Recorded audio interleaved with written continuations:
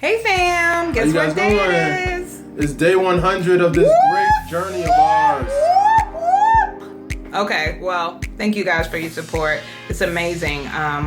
When we first started, it was like, oh my gosh, it's gonna take forever. And now we're here, and it's like, oh my gosh, it really snuck up on us. But it's been an awesome journey. I can honestly say I am grateful for the process and for the journey. And so we're just appreciative of everybody's support, and wanted to let everybody know that we made it. We've got a ways to go, but we've made it thus far, and we're confident about where God is going to continue to take us. Please continue to keep us in your prayers. I did have my 100 days testing and assessment, so we are believing God for a clean bill of health. I'll keep you posted on that. And then also, if you haven't already, please contribute to our GoFundMe. We're over halfway there. We still got some bills left, so any help you can provide would be greatly appreciated. And then last but not least, we actually have a video for you, which is another video, I should say, for you, which is was recorded before the transplant, but I was looking at it a couple days ago, and it really even now resonates more so with where we are now than where we were at that time. So I think you guys will appreciate it. All right, we love you, and God bless. Hi, family and friends. My name is Maya Dawson. My name is Christopher Dawson. I am the husband of Miss Maya Dawson, better known as Dawsonville. Woo-woo! Okay, what's his name? Okay. But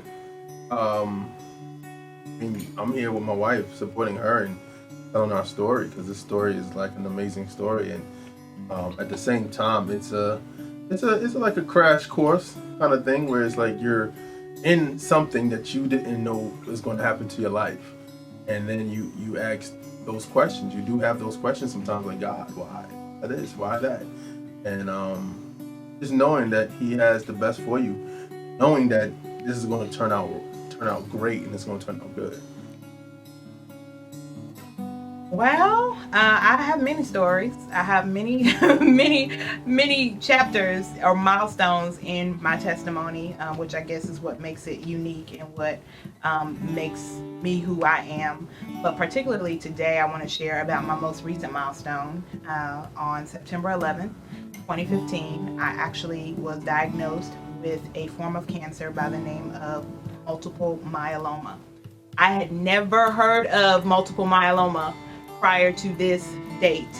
I was like, wow. I remember being in that office when the lady comes out, the nurse comes out and said, "You Mr. Dawson?" I'm saying, "Yes." She's like, "We need you right now." I'm like, "Oh, okay." Because I mean, the scene was like so many people there that my wife was really younger than, and it was just like, I was thinking to myself, like, do we need to be here? Like, this ain't the place that we are supposed to be.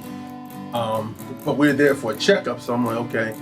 And once I'm asked to go in the back, and I see her, and she's bawling, crying, and I'm like, what's going on? And she tells me, and I was just blown, like, wow. But at the same time, I have to be strength of our family. I have to be the man for this occasion. I have to step up and really not show my weakness or anything, but just show, like, I'm being here support. We're gonna win. We're gonna overcome. Failure is not an option. Where basically I was in for my regular checkups, my regular physicals, and my blood work just kept coming back abnormal, irregular, and I'm thinking, okay, is it because I'm juicing this month? I just done this cleanse and was, trying to prepare to start a family with my husband, and just trying to figure out, like, okay, what's what, and everything just kept coming back abnormal. So finally I get referred, my primary care physician referred me to see a hematologist, and she thought at the time that I had a blood disorder. So I'm thinking, okay, a blood disorder is not that bad, we can deal with that. I'm in the office talking to the hematologist, and literally she starts using words like treatment and transplant, and that's when I was like, wait, stop.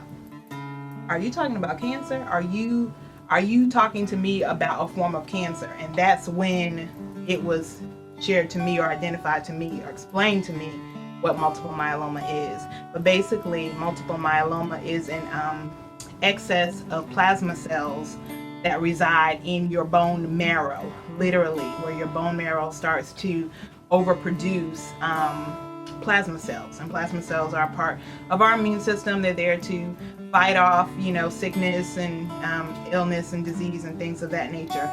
But my body was overproducing it. The average person should have less than 10% of plasma cells in their bone marrow. And at the time that I was diagnosed, I had about 50% plasma cells in my bone marrow.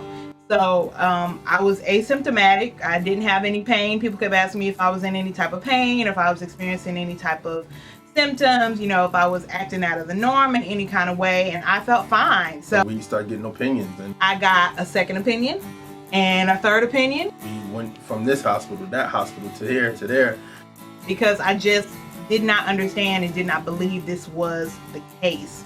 And then finally, at the treatment center, all three opinions did come back with the same diagnosis.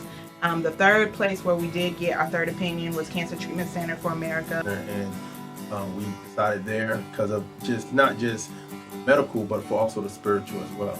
And while the diagnosis was the same, the recommended form of chemotherapy included the same form of drug. But in this case, I was able to actually, one of the drugs that I would normally have to take intravenously, I was able to take in the form of a shot once a week. So what needs to happen now?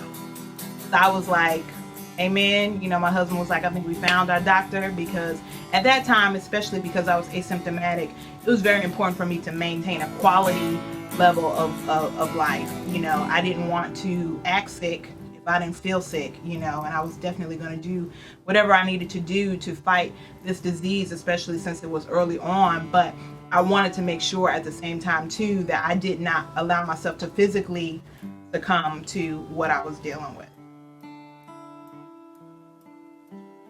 And I know me, and I know God, I knew that He was using this for more than just a physical disease, for more than just that standpoint.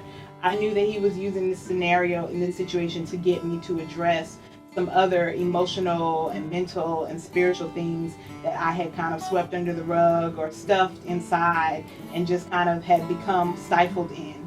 But God, in His loving sovereignty, refused to allow me to move forward in the dysfunction that I was in. And basically, I feel like He used this diagnosis to help me to address those things as well.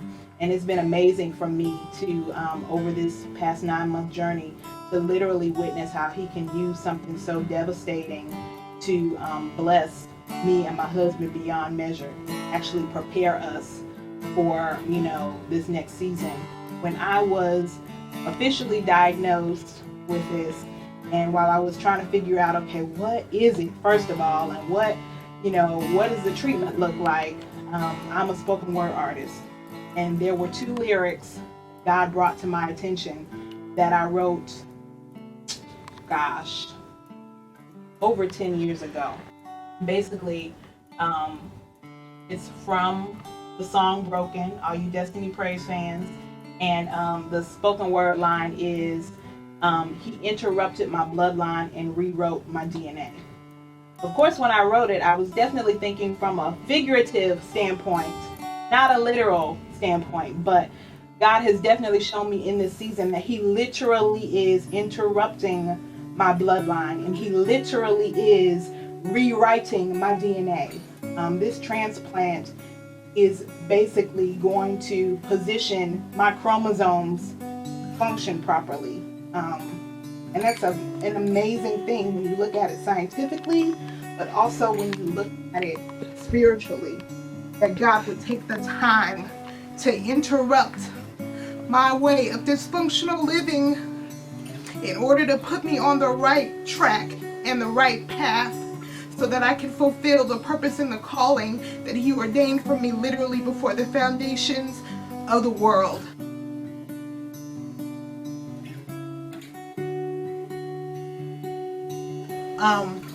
I am a curse breaker, and I did not realize all of the cost and the challenges that would come with carrying that mantle for my lineage.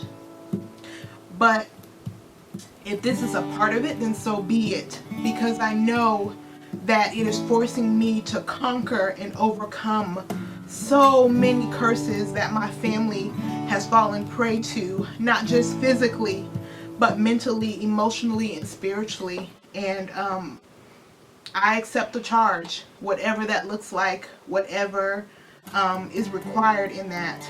But it's just amazing to me how God would literally use my own words, not against me, but for me, and to help me in ways that I never fathomed would help me. So I just want you to have a glimpse of where God is taking me right now, and how he literally is interrupting my bloodline and rewriting my DNA. Hello, we are Dawsonville. Maya. Christopher. Thank you for the full name. And there are two ways that we want to just share that you can support us. In addition to, of course, your prayers, we always solicit prayers, and we have been during this entire time. So we thank you for those that have been praying, and for those that are committing to start to pray for us, especially with this transplant coming up.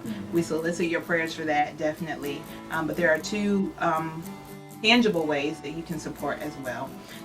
The first way is platelets. For those of you that don't know what platelets are a part of your blood makeup, and they help your blood to clot and function properly. So after my stem cell transplant, there may be some times when I'll need infusions of platelets, because it's going to take some time for those stem cells to kind of set up shop again and rebuild the bone marrow in my body and in my bones. So I may need some platelet infusions. The thing about platelets is they only have a shelf life of 5 days after they've been donated. So we're asking as many people as possible to donate, whether they go directly to me or not, if they are even just used to just kind of replenish those that I do use. If I need them, that would be great, but we're asking people to donate. And so there's information for who you can call and where you can go to donate platelets. Unfortunately, you have to be local here in Atlanta in order to do that, because that's how they go directly to me or to patients like me. Number one. And then number two, we actually are launching a GoFundMe account to just basically help gather funds and financial support to help offset our medical expenses.